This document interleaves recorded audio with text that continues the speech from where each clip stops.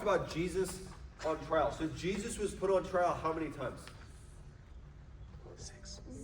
6 times. All in less than 24 hours before his crucifixion.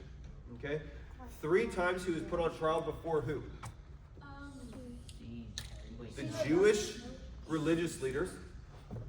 And then 3 times he was put on trial before the Roman civil authorities. Okay? So, a couple things to just remember about this, guys, is that basically in none of these trials, like, there were illegal aspects to every single one of these trials. You guys remember that? We looked at that huge list of stuff. So there were illegal aspects, things that happened in every single one of these trials. And then in none of these trials was the pursuit of truth the main goal, which is a huge problem, right? When someone's put on trial in court, truth should be the number one thing people seek. But that was not the case in any one of these 6 trials Jesus was put on. So today we're going to look at the last 3 trials, all before Roman governing authorities. So the first one is before a guy named Pontius Pilate. If you want to put it up on the screen, here's the 2 passages. We're only going to read one of them, but you can read the rest. John talks about more details that Luke doesn't, so you can read that on your own later. But let me give you guys a little background on this guy named Pontius Pilate. I need 4 people. 4 people, please. Amanda, Taylor, Alicia, and KJ. Wow, this is interesting. Come up here. Okay, you guys are going to play 4 men. Okay. Oh, I didn't know you boys. Okay, great. All right. So here we have.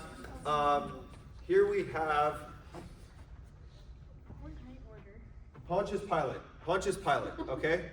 Amanda, you are Pontius Pilate. Okay. You are Lucius Sejanus. Okay? That's this guy's name. Okay. You are Tiberius, or Caesar Tiberius. Okay? He's like the emperor of Rome. And you are Tiberius' son, Drusus. Okay? You guys got that? Okay? All right. So Drusus, you come over here. Tiberius, you come over here. And you guys over here a little bit. So we have, nope, stay up here. So we have, who are you again? Pontius Pilate. Pontius Pilate and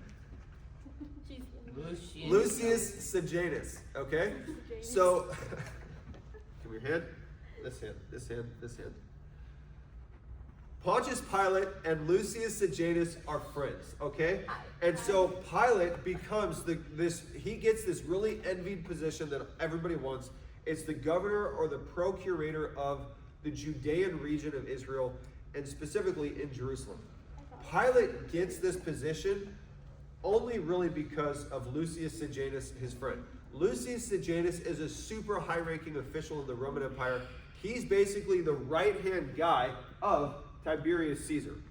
And while Tiberius Caesar, the emperor of Rome, when he's gone on trips, Lucius Sejanus is basically running the show for him.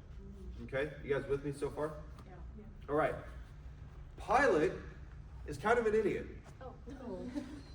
He does a lot of really dumb stuff as the governor. There's already a really tense friction between the Jews, the Jewish people in Israel, and the Roman Empire. Because Rome is occupying Israel.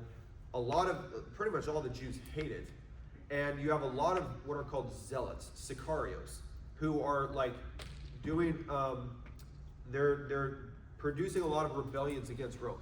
So what happens is Pilate really does not treat the Jews very well. He's kind of treading on thin ice with Rome, but he's got Lucius Sejanus in his corner to back him up. Well, something happens. While Tiberius is away on a trip, Lucius Sejanus kills Tiberius' son Drusus. Drusus fall down, dead. Okay, Drusus is dead. Okay? Tiberius finds out about it, go this way, and he kills Lucius Sejanus. You're dead. So now, Pilate, he's really in trouble because now he has no friend in Rome to back him up when he does dumb stuff. And so Tiberius has to write Pilate a letter at one point being like, dude, you better clear clean up your act against, like with the Jews, or you're going to get fired. You're going to lose your position and maybe worse. So Pilate is treading on really, really, really thin ice with Rome at this point where we enter this story where Jesus is put on trial. Make sense? Good? Get out of here. Thank you, guys. Thanks. Hey, dead people don't walk. What are you guys doing? All right. So that's where we come to this point in Luke chapter 23. Is everybody there? Let's read it. Who wants to read? Nobody? All right. Gigi, can you read Luke 23, verses 1 through 7? Everyone pay attention. Then the whole assembly rose and led him off to Pilate. And they began to accuse him, saying, "We have found this man subverting our nation. He opposes payment of taxes to Caesar and claims to be Messiah, a king." Whoa, wait. Did you guys catch that? What's the accusation that the Jewish leaders make against Jesus? He's claiming to be a Messiah. What? He's not paying tax. Not just he's not paying taxes, but what specifically? He's claiming to be Messiah. Yeah, but what else about taxes? He's forbidding the people to pay taxes to Caesar. Is that true? No. No. In fact, do you guys remember the passage where the Jewish religious leaders come and they try to trick Jesus and they say, should we pay taxes to Caesar or not? And what does Jesus say? Does he say, no, don't pay taxes to Caesar? No, he says, give to Caesar what is Caesar's. Jesus never taught the Jews not to pay taxes to Caesar. So what are they doing right here? Lying. They're lying. Do you guys remember in the first 3 trials, they basically hired false witnesses before? Now, guys, they have become the false witnesses. This is crazy. These guys who prided themselves on keeping God's law so well, God's law which says so many times not to lie, not to bear false witness against your neighbor, they are breaking the law right now. They knew, here's the thing, guys, why would they try to say, Jesus is telling people not to pay taxes? Well, that's an act of treason, basically, against Rome. And the religious leaders know, okay, in order to get Jesus killed, we got to convince Pilate he's like guilty of insurrection. You guys know what insurrection is? Gabe, what's insurrection? I don't know. David, help him out. It's a riot rising up of the people against the established government. Yeah, exactly. A mob rising up against the state, against the government. Okay, it's like sedition, treason. Okay? So they got to convince Pilate that's what Jesus is doing here. And so all they could do is lie in order to try to convince Pilate. Okay, keep going. Verse 3. So Pilate asked Jesus, "Are you the king of the Jews?" "You have said so," Jesus replied. Then Pilate announced to the chief priests and the crowd, "I find no basis for a charge against this man." But they insisted, "He stirs up the people all over Judea by his teaching. He started in Galilee and has come all the way here." On hearing this, Pilate asked if the man was a Galilean. When he heard that Jesus was under Herod's jurisdiction, he sent him to Herod, who was also in Jerusalem at the time. Okay, so check this out, guys. Look at verse 3. Not verse 3, verse 4. What does Pilate tell the people about Jesus? Not guilty. Yeah. Take mental note of that. In fact, that would be a good verse to underline where he says, I find no fault in him at all. Guys, in total, when you compare all the 4 Gospels together, Pilate is going to acknowledge Jesus' innocence at least 5 to 6 times.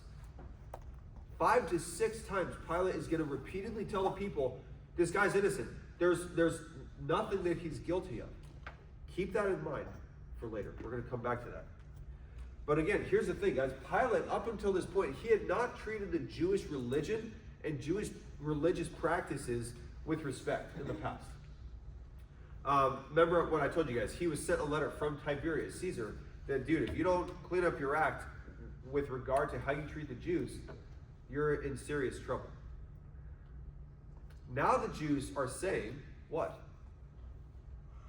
This Jesus is doing what? This Jesus is claiming to be our king. He's also creating an insurrection, all of this different stuff, and he poses a serious threat to Rome. Pilate knows that Jesus is innocent, but he has this riotous mob on his hands. Do you see his dilemma? I know this guy's innocent, but man, I'm on really thin ice with Rome, and things aren't looking too good here, okay? So here's the thing, guys. If he lets Jesus go, Rome is going to hear that Pilate isn't respecting the Jewish religion. And he's probably going to get in trouble. So here's Pilate's dilemma. Are you guys with me? Check this out. Here's Pilate's dilemma. One, either stand for the truth and do what you know to be right, or compromise to save your skin out of self-preservation. Pilate doesn't really want to deal with Jesus because of all of these tense situations going on. So what does he do? Verse 7? Yeah. He sends, oh, here, let's have Herod deal with it. I don't want to deal with this. Let's send him off to Herod. So here's our first point for today. Guys, Pilate ultimately sacrificed truth upon the altar of convenience. Pilate sacrificed truth upon the altar of convenience. Do you know what I mean by that? What's the truth in this situation? Jesus is innocent. So rather than let Jesus go free and follow the truth, he sacrifices the truth. He gets rid of the truth for what's convenient. Oh, here, let's just send him to Herod. Let Herod do it. Big problem. Do you guys think that people in society will trust their leaders when that's what they do? Do you guys follow politics at all? Okay. So, do you trust politicians who don't have integrity? No. You shouldn't. If you do, you're dumb. Okay? And there's a reason there's this stereotype that there's no such thing as an honest politician. Because there's a lot of corrupt ones out there. It doesn't mean every single one of them are, but it's really hard to find a politician who's actually trustworthy and who will do what's right in every case, even though it's hard. So I have a quote for you guys. If you want to put it up on the screen, please. This guy, Chuck Swindoll, he said this: "And when truth becomes the servant of expediency or what's convenient, then success no longer becomes a matter of seeking the light and walking in it, but discovering which shadows will offer the best protection from having to live honestly." You know what he's saying there? When truth is sacrificed for what's convenient, and in other words, when you choose what's convenient over following the truth, well, then your whole idea of success, it's not going to be about living honestly and rightly. But then he goes on to say this, if you want to go to the next one. He says, choosing between truth and expediency, or just say what's convenient, okay? Choosing between truth and what's convenient is how one chooses which kingdom he or she will serve. Jesus presented Pilate with a choice. The same choice he offers you and me. Here's the choice. Compromise what you know to be the truth and preserve your place in the kingdom of Tiberius, or walk in the light of truth and receive unseen rewards in God's kingdom. So that's a choice that you and I got to make every day. Am I going to choose what's true and right, or what's convenient?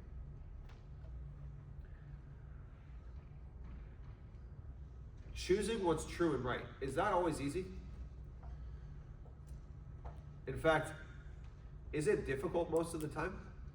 Yeah, not always, but there's a lot of times where, man, choosing to do the right thing, standing up for that kid who's getting bullied, knowing that I might get attacked if I do that, That's hard. Telling the truth when, man, it might cost me a lot, that's difficult. It's a lot easier for the moment to just lie. But at what cost? So let's look at trial number 5, before Herod. If you want to go to that next one, it's only found in one of the 4 Gospels. It's also in Luke chapter 23. So this is before a guy named Herod Antipas. Everyone say Herod Antipas. Okay, that was super lame. Everyone say Herod Antipas. Herod Antipas. There you go. Taylor, I didn't hear you say it. Taylor, say Herod Antipas. Herod Antipas. There you go. Good job. Thank you. So, what do you guys know about Herod Antipas? Nothing? All right. Well, let me give you a little background on Herod Antipas. He is the Jewish, so he is Jewish. He's the Jewish king over the region of Galilee. Remember when Pilate said when he heard that Jesus is a Galilean, he said, okay, cool. Herod has jurisdiction over that region. I'll just send him to Herod, since he's also in Jerusalem right now. Herod Antipas is the son of, guess who? Herod the Great. Who is Herod the Great? You wanted. Didn't he try to kill him? When Jesus was a little baby, Herod the Great was the king over Judea at the time. And he's the one who sent the wise men. Go worship Jesus. But he's like being secret about it, right? Oh, I also want to worship him. Really, he wants to kill him because Herod the Great was nuts, okay? He actually murdered some of his own kids. He murdered at least one of his wives because he just was always paranoid that they're going to try to usurp him and take his throne. So there was a saying at that time around Jesus' birth, it's safer to be one of Herod's pigs than to be one of his family members. Pig, because you kill him and eat him, right? It's safer to be one of the animals he eats than to be a member of his family, because the guy's just nuts.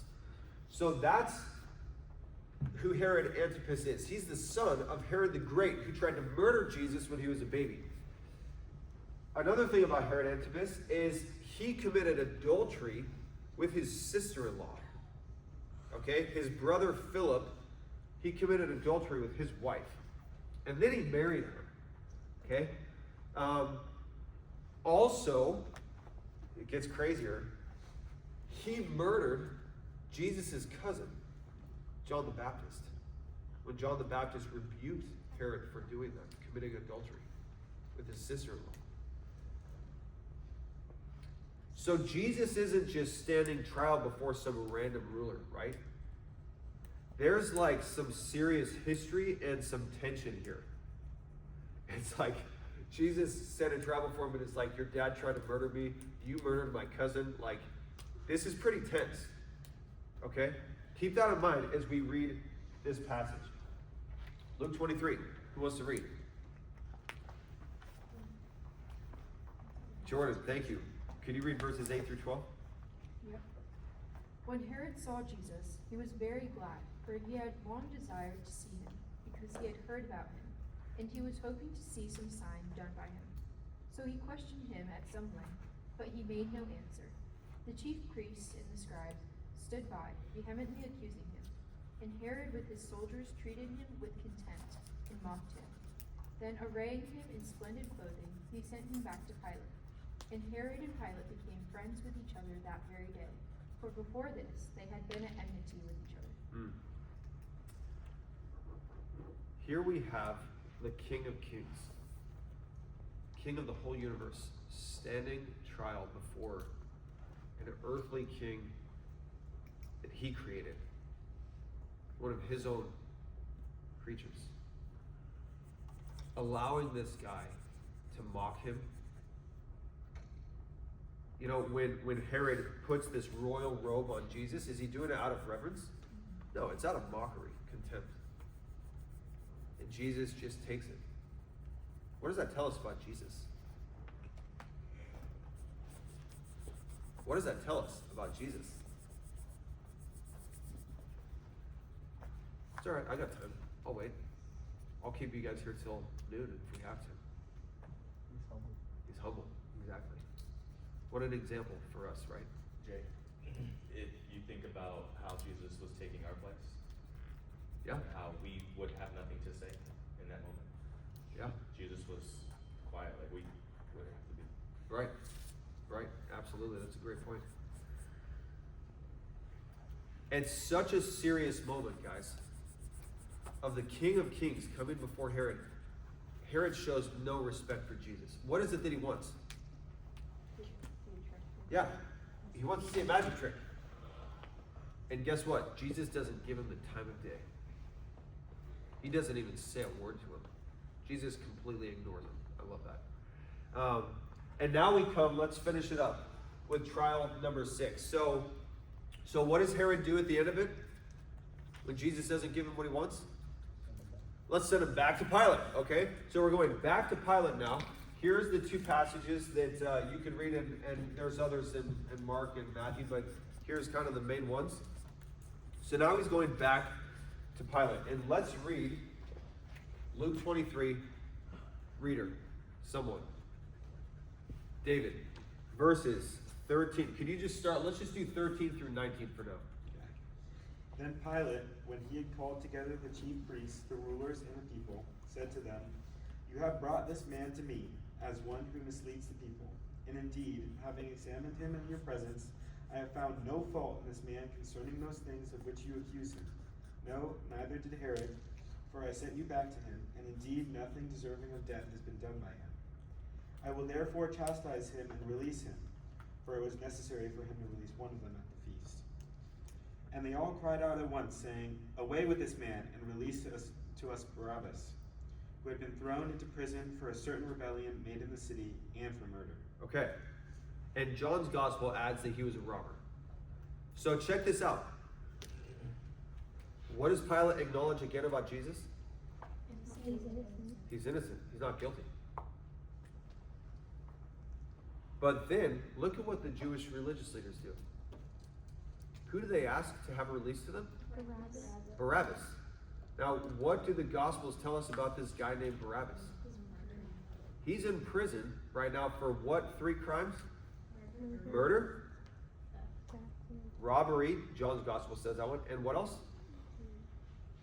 Insurrection. Huh, does that word ring a bell? Does that ring a bell, guys? Yeah. He's in prison for being an insurrectionist. What do these same exact guys who say, "We want Barabbas to be released to us," guy who's an insurrectionist, what did they just accuse Jesus of and say why Jesus should be executed? Insurrection. Does that make any sense? No. There's zero logic here. And this brings up a really good point. If you want to put it up, please. Guys, when people reject God, their ability to think and to reason becomes totally warped. That's why, even in our own country, you look at some of our politicians and some of the laws they try to create, and you're just like, do you have any brains? Like, this is the stupidest thing I've ever heard of in my life. This makes zero sense. But why? Because they've rejected God. And so Romans 1 tells us that when people reject God, God gives them over to their own debased, depraved mind, and they can't think clearly. They think they're really wise, but God says they are fools. I'll give you an example. Courtney and I are from California originally. We moved here several years ago. While we lived there, one of the laws, the propositions that the state government was trying to pass in California while we were living there is to basically make several serious crimes just misdemeanors, like basically a slap on the wrist type of crime. Here's a list of some of those examples. I'm going off of memory here. There are some crazy ones, but kidnapping an elderly person, they wanted to turn into just a misdemeanor crime. Driving by a school and shooting at a school, as long as it wasn't during school hours, they wanted to turn into just a misdemeanor crime. Several different kinds of drug abuse they wanted to change into a misdemeanor. Kidnapping and torturing an elderly person, they wanted to turn into a misdemeanor. And the list goes on, like of actually violent crimes. Does that make any sense? That's absolutely stupid. Well, that's mean to say stupid. No, it's not. because the word stupid means lacking normal intelligence. And that's exactly what these people are doing. Guys, and the list just goes on and on. In states like California, Oregon, Washington, they've tried to decriminalize so many drugs and just make drug use of all different kinds of drugs just legal. Yeah, go ahead. No worries. What do you think that's going to do to a society? It's crazy. That's why you have people like in Kensington and Philadelphia, places called Zombieland. You guys ever heard of that? That they're just strung out and overdosing on tons of drugs, and it's like their reasoning is, well, we're actually caring for people by giving them more freedom to do what they want. And it's like, is that really caring for people? Your thinking becomes so warped. Yeah, Joe. California, Colorado, Delaware, Hawaii, Maine, Montana, New Jersey, New Mexico, Oregon, Vermont, Washington, District of Columbia, they all have legal physician-assisted suicide. Have what? Euthanasia. Yeah, where someone can have a doctor help them commit suicide. And guess what? They do it in the name of, well, we care for people. Is that caring for people? No. That's just insane, guys. But that's what happens when people reject God and try to remove him from society. Where do your ethics come from? Not from God, not from the Bible, because you've abandoned it. So these Jewish religious leaders, guys, they're not thinking clearly. They're not thinking reasonably, but from envy. They're envious of Jesus because he's bad for business. He keeps making us look bad, and he's getting the Jews to actually follow what God's word says, not what we say. So we got to get rid of him. These guys are the murderers. Yeah, the Romans technically crucified Jesus, and they're the murderers as well. But these guys, the murderers, they want Barabbas, who is just like them, to be released. So there's some irony in two ways here, guys. The first, one of the Jews' primary accusations against Jesus for why he should be killed was what? Insurrection. Okay? And again, they want Barabbas, an insurrectionist, to go free. And Barabbas is what else? A murderer. How many of you guys would want a known murderer released to be roaming your streets, to go free, instead of a guy who promoted peace? Again, does that make any sense? No, not at all. Both Herod and Pilate declared that Jesus was innocent. So according to Jewish law, Jesus now has two witnesses declaring his innocence.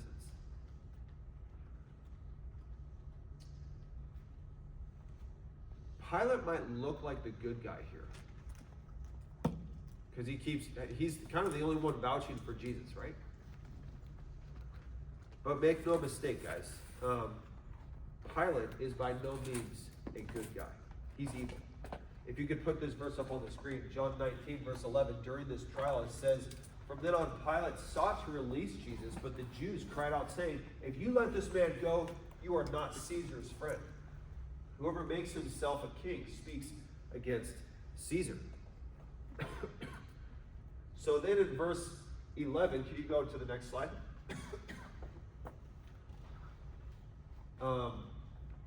Jesus basically says, the people who delivered me to you have committed a worse sin. Dude, my throat is, there's something in my throat. Can you open this for me? Thanks. Is it very dumb? What? Is it very dumb? No, don't worry. Don't worry. You mean take over? Because I haven't done. We're almost done. Thank you. Okay, so check this out. Jesus says these guys have committed a greater sin than you, implying Pilate has done what? Just eat it. What? It's like, You okay. got that. Weird. Okay. What is that? I don't know. This is gonna be very confusing. So my sinus is raining and it's tickling the back of my throat. Blowing my nose, it works. I'm clean. Okay, so check this out. Guys, when Jesus says, the guys who delivered me to you have committed a worse sin, the implication is not that Pilate is guilty, but that he also is what? Guilty. He's sinning. Jesus said their sin is worse, but that doesn't mean, it simply means Pilate also is sinning as well. So let's finish it up with this. David, read verses 20 through 25, please. Pilate, therefore, wishing to release Jesus, again called out to them. But they shouted, saying, Crucify him, crucify him. Then he said to them the third time, Why? What evil has he done? I found no reason for death in him. I will therefore chastise him and let him go. But they were insistent, demanding with loud voices that he be crucified. And the voices of these men and of the chief priests prevailed. So Pilate gave sentence that it should be as they requested. And he released to them the one they requested, who for rebellion and murder had been thrown into prison, but he delivered Jesus to their will. Sad. What aspects of this trial were illegal?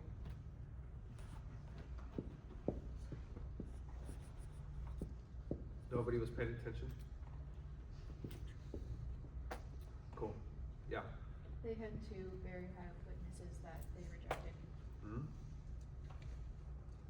Notice once again, Pilate declares Jesus' innocence. Here's some illegal aspects of this trial, guys. Pilate says he's innocent, but here's what I'll do. What does he say he'll do? I'll chastise him. In other words, I'll beat him, and then I'll let him go. Is that justice? You just literally said 5 or 6 times, this guy's innocent. He's innocent, so then I'll just beat him. How is that just? It's not. It's not. In fact, here's another illegal aspect. He let the people decide. If you could go to this next slide, here's an important point for today, guys. Pilate let his fear of man prevail over doing what was just and true and right. Think about it. Do you catch what the verse said? But the voices of the men prevailed. So think about that, guys. Pilate was afraid of what might happen if he did let Jesus go, do the right thing, in other words. So he chose to compromise and do what he knew was wicked, to just appease the mob. People are angry, they want it, so let's just give it to them. Could you put up this picture, please? This is a picture of Lady Justice. You guys ever seen this before? We have this statue in many places all over our country, especially at courthouses. And I love this picture, because look at what it symbolizes. This is called Lady Justice. What does she have in her right hand? A sword that represents judgment. The strength of judgment to execute justice against crime and criminals, people who do what's wicked. What's in her left hand? A pair of scales. What's the idea of the scales? Balance. That things are going to be fair and just. And what's the third thing to notice about her? She's blindfolded. She's blindfolded. What's the idea? She's no bias. Justice is blind. In a good way. Justice doesn't show favoritism. It's not biased toward, hey, well, actually, you got a lot of money. I'll take that bribe and let you go free. Or, hey, you're my friend, so I'll give you a more lenient sentence. Nope. Justice, true justice, doesn't show favoritism. It's fair, and it is for everyone. That's the idea of Lady Justice. Is that what we see happening in Jesus' trials? No. An innocent man was condemned to death. Is Pilate a good guy? No, he's a very wicked man. Imagine that, guys. Imagine being in court and one of your family members is innocent and they're put on trial. And the judge actually proclaims several times, hey, they're innocent, they're innocent. And then by the end of it, he says, all right, go ahead and kill him anyways. Because that's what you guys all want. how would you feel? Would you be like, oh, well, yeah, the people want it, so. That's crazy. And that's what happens here with Jesus. Pilate is a totally corrupt judge, condemning the innocent to death out of self-preservation, protecting myself. Let's appease the angry crowd. So we'll close with this, guys. What are your guys' takeaways from today? What can we learn from these 3 trials? I think that, well, it's more like a personal standout, is just like how humble Jesus was and how he didn't like hold grudges, or how he didn't react how the earthly people would have. And I think it's just an example of how we should be. Yeah, absolutely. It's good. I would say how much like the opinions of others can really like deter your own opinion. Yeah. And like make you change your mind. Yeah, for sure. It's more just so like the parallels, like politicians haven't changed as much as we think they have. They're not more just because we've been around longer. They still act the same way. We see this all the time. Still have the same sinful heart. Yep. So it's just interesting to see that. I don't think it would have been a different outcome if it had taken place now rather than then. Yeah. Yeah, good point. Anybody else? So we don't have time for small groups this service, maybe next service, but I want to ask you guys a question that we were going to do in small groups. Joe, can you pull it up? Yeah, go ahead. I just one thought. If you think about how Jesus, before all these trials, his posturing isn't trying to prove himself to any of these guys. He knew he knew where he came from. He knew why he was here. He knew his purpose. He knew that at the right time he would be lifted up by God himself. So, what does that mean for us? How can we live our life? Not trying to prove things to people that really are insignificant, Yeah. that really aren't part of God's will in their life. Mm-hmm. Do you guys ever feel the need to have to defend yourself when people say things or do things that, maybe they falsely accuse you of something? There is a time and a place for us to give a defense, right, for ourselves.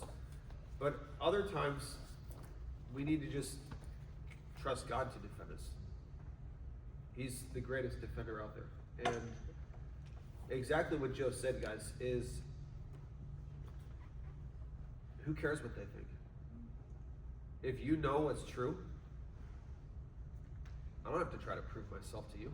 I know what's true. So you can think what you want, but that doesn't change what I know is true. So that's why I think we got to remember that we need to live for the audience of one. And that is God. Not to try to appease people, because here's the thing, guys. You're never going to make everyone happy. Never going to please everyone. So here's one question from the small groups. You might read this and be like, well, here, what difference can I make? Can you pull up the questions really quick? I think there's probably question 3 or 4 about basically how can you be just or something like that? It says, what does it mean to be just? What are some ways that you can do what is just with those who are around you? Yeah. So are any of you guys lawyers, judges, politicians? No. Officially. So maybe some of you are thinking, man, well, what could I do? Especially in such a big world, in such a big country, in such a big state. Like, what? I'm so insignificant. Like, I can't do anything. Is that true? No. What can you do to make a difference when it comes to justice and being just? Let me hear from you. What can you personally do? Huh? Speak up about it. Yeah, about what? Like, what is right and wrong? What does the Bible have to say about current issues? Yeah, excellent. Speak up. That's a huge part, guys. Evil prevails when good men do nothing. But also what he said is what's right and wrong. And that's knowing the truth about what is right. Right. So speaking up is one of the biggest parts. What else? What can you personally do to make a difference? Okay, I'll call on people. No worries. Elise, what can you do to make a difference?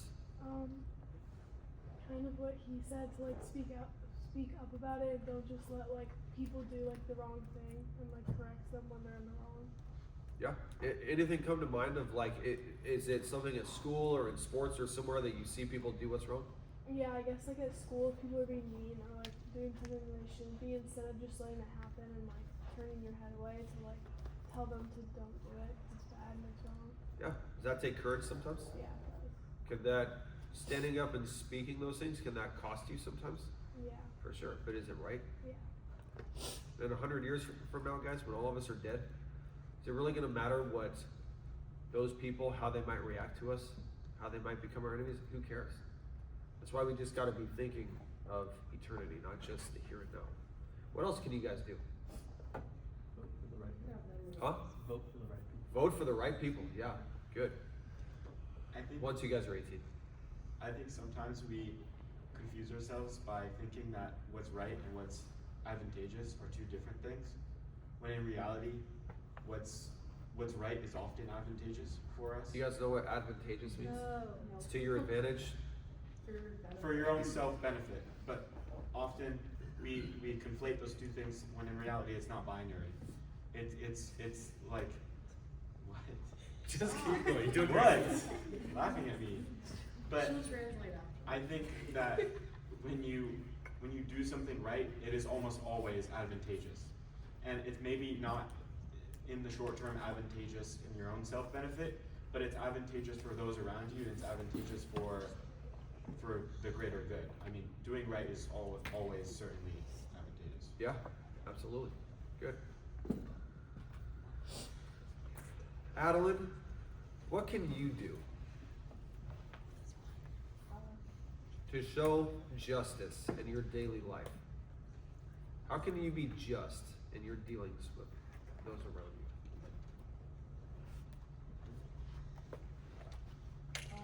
Like in like my own family, I know that I just want to do a better job of trying to help out my siblings instead of like I don't know how to explain it, but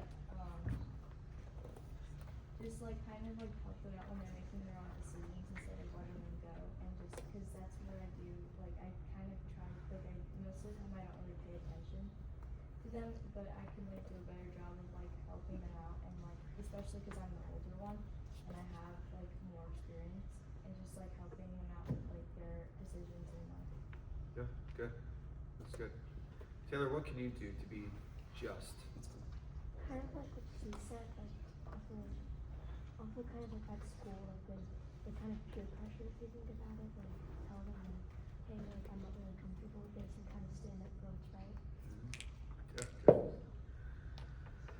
Okay, guys. Oh yeah, go ahead. Sorry. Courtney, what can you do at school? At school, well, no, I was gonna give them ideas. 'Cause Okay, I've yeah, been go there. ahead. So I think actually everybody at some point in their lives is in a position where two people come to them to be a conflict resolution person. Meaning like you have two friends that are fighting, or someday when you have kids, you have two kids that are fighting.